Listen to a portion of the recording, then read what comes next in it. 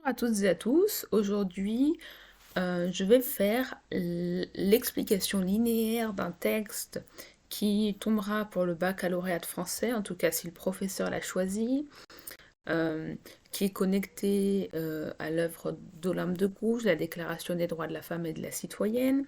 Et donc je vais faire l'explication linéaire de ce texte. Alors c'est un extrait des Liaisons dangereuses. Qui présente la biographie de la marquise de Merteuil, pas vraiment la biographie, mais elle raconte sa vie et comment elle a réussi à s'émanciper des codes de la société qui oppressaient les femmes. Alors je vais faire cette explication linéaire en 8 minutes. Alors, vous êtes prêts? C'est parti. Le XVIIIe siècle est connu comme étant le siècle de l'oppression des femmes. C'est probablement le siècle où les droits des femmes ont été les plus réprimés. Cette forte inégalité a conduit de nombreuses femmes à se révolter pour faire reconnaître leurs droits, telles qu'Olympe de Gouges, qui a écrit la Déclaration des droits de la femme et de la citoyenne, mais également les femmes représentées par le personnage de la marquise de Merteuil dans les Liaisons dangereuses. Ces femmes-là obtiennent des droits en gravissant les échelons de la société et en devenant puissantes. Dans cet extrait, la marquise de Merteuil raconte sa vie et comment elle est devenue puissante et comment a-t-elle réussi à s'émanciper.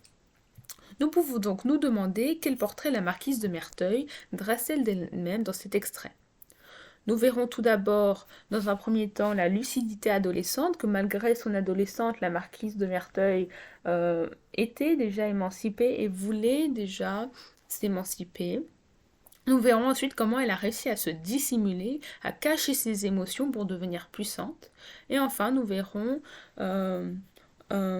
comment elle utilise le savoir comme une arme pour se défendre et pour arriver à la victoire, à la puissance et au libertinage. Alors, je vais lire le texte. Entrer dans le monde, dans le temps où, fille encore, j'étais vouée par état au silence et à l'inaction, j'ai su en profiter pour observer et réfléchir.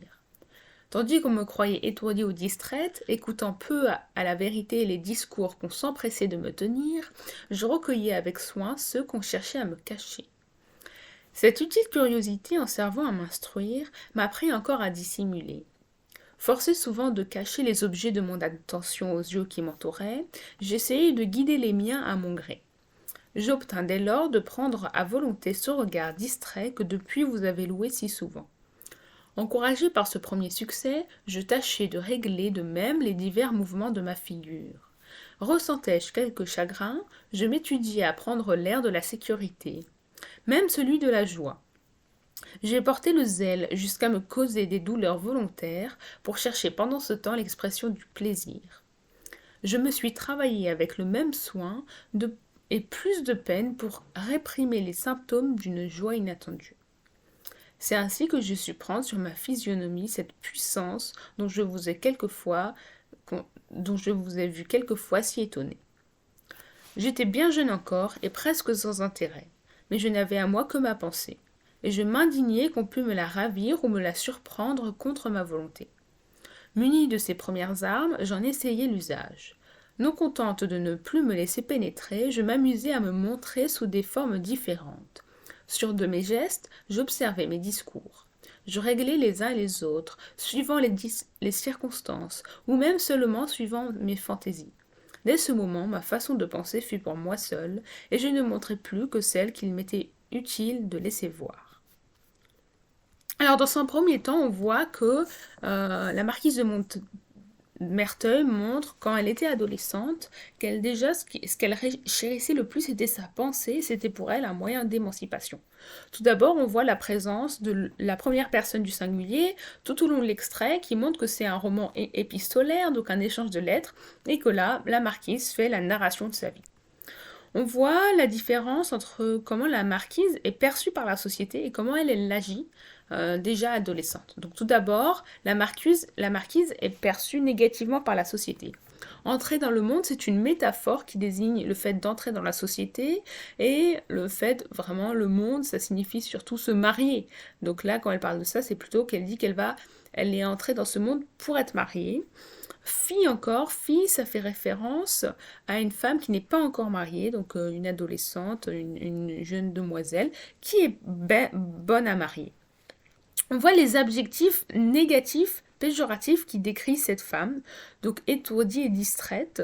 Ça montre l'image qu'a la société sur cette femme, les jeunes demoiselles qui agissent négativement et qui sont là, elles ne sont intéressantes que parce qu'elles sont bonnes à marier.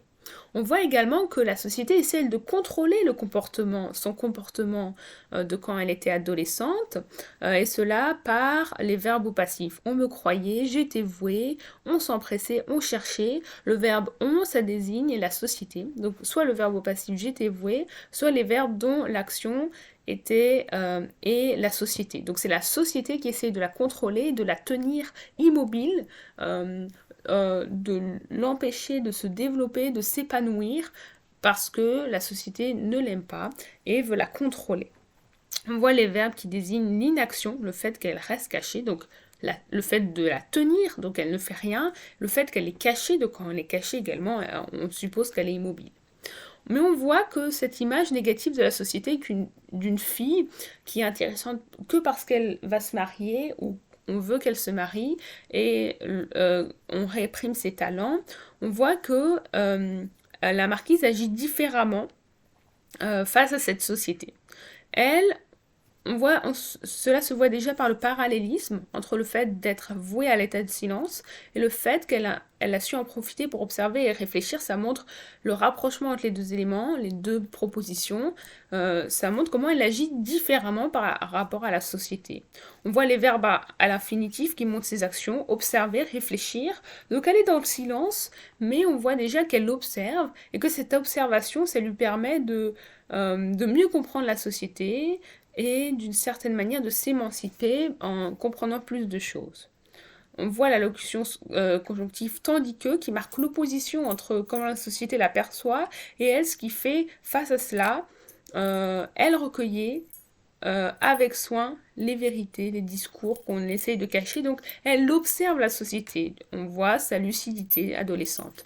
Donc dans ce premier mouvement, on voit l'opposition entre l'image de la société sur la marquise et celle d'une future femme prête à se marier et son comportement à elle. Et on va voir ensuite comment elle va réussir finalement à se dissimuler. Donc on voit qu'elle l'observe cachée.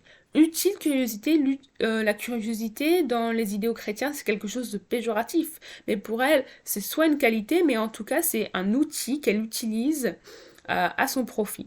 On voit le champ lexical du regard, l'attention, les yeux, les miens, là elle parle de ses yeux, et ce regard qui montre l'observation de la marquise, que c'est ce qu'elle chérit, c'est ce qui lui permet de s'émanciper, d'avoir plus de savoir, c'est le fait qu'elle observe. La métonymie aux yeux qui m'entouraient montre que tout le monde la regarde et essaie de l'observer. Et elle ne veut pas être perçue, donc ce qu'elle fait, c'est qu'elle essaie de se dissimuler. Donc on voit qu'elle apprend à se dissimuler, et cela se marque par le champ lexical de l'apprentissage, la curiosité, instruire, appris. Donc elle apprend à se dissimuler, à cacher ses pensées pour ne pas être vue, pour ne pas être perçue de la société. On voit les verbes à l'infinitif qui montrent qu'elle apprend à se cacher, à dissimuler, de cacher, et à cacher ses émotions. Ensuite, on voit la gradation entre j'essayais de guider et je tâchais. Donc au début, on voit qu'elle observe avec le champ lexical du regard, mais ici, on voit qu'elle passe à l'action. Elle essaye de guider, elle tâche de régler, donc elle passe de l'observation à l'action. On voit qu'elle agit cachée. Donc les mouvements de sa figure, son expression faciale, ça montre qu'elle cache également son expression faciale. L'antithèse, on voit que elle ne montre que le plaisir, elle arrive à se dissimuler parce qu'elle ne montre que le plaisir et que elle, ça lui fait mal. On voit l'opposition entre le chagrin, les douleurs et le plaisir, la joie et la sécurité, ce qui montre qu'en fait ce qu'elle dissimule c'est uniquement de la joie, mais ce qu'elle ressent c'est le chagrin, la douleur. Donc on comprend qu'elle arrive à contrôler ses émotions et ainsi à mieux se dissimuler, et cet apprentissage de la dissimulation lui permet de devenir puissante. On le voit avec le nom commun puissante, Donc cette acquisition du savoir, cette dissimulation la rend puissante. Et aussi quand elle utilise le pronom, la deuxième personne du pluriel vous, c'est pour s'adresser à Valmont, qui est un homme. Et donc elle s'adresse indirectement aux hommes qui sont étonnés, avec le participe passé étonné de sa puissance. Donc ça montre qu'elle est devenue puissante. Donc on voit qu'avec cet apprentissage de la dissimulation, cela permet à la marquise d'être puissante. Et on va voir comment cette éducation va réussir. Donc tout d'abord, on voit que dans le passé, dès sa jeunesse, elle ne chérissait que le savoir. Cela se voit par l'imparfait de narration. J'étais, je n'avais, je m'indignais. Donc ça montre l'état quand elle était dans le passé. On voit l'opposition entre le fait d'être jeune et le fait de ne chérir que la pensée. Cela se voit par le signe de ponctuation avec les 2 points et la conjonction de coordination mais qui marque l'opposition, plus les adverbes encore et presque, qui montrent que sa jeunesse extrême, mais le fait qu'elle n'a que sa pensée, ça montre, plus la négation restrictive, je n'avais à moi que ma pensée, montre qu'elle ne chérit que sa pensée, et que c'est opposé au fait d'être jeune, que malgré qu'elle soit jeune, elle n'a déjà que sa pensée avec elle. Mais sa pensée lui est ravie. On voit la spoliation avec les verbes d'action ravive, surprendre, donc la seule chose qu'elle chérit, sa pensée lui est ravie, donc elle critique cette société. Mais on voit qu'elle va apprendre à se défendre. Premières armes, c'est une métaphore pour désigner la parole, les pensées, les mots, donc sa capacité, son savoir, le lexique guerrier, l'usage pénétré. Et finalement, on apprend qu'elle est dans la victoire grâce à ce combat. Donc dès ce moment, le complément circonstanciel de temps, ça montre que à partir du moment où elle arrive à se dissimuler et à obtenir ce savoir, alors elle peut se dissimuler sa pensée. Et elle joue un jeu. On voit, elle prend du plaisir et donc elle est libertine.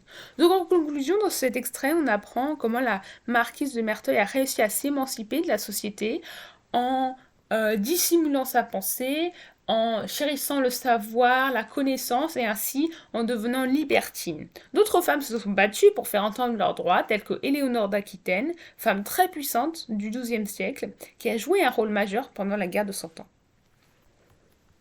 Voilà. Merci beaucoup.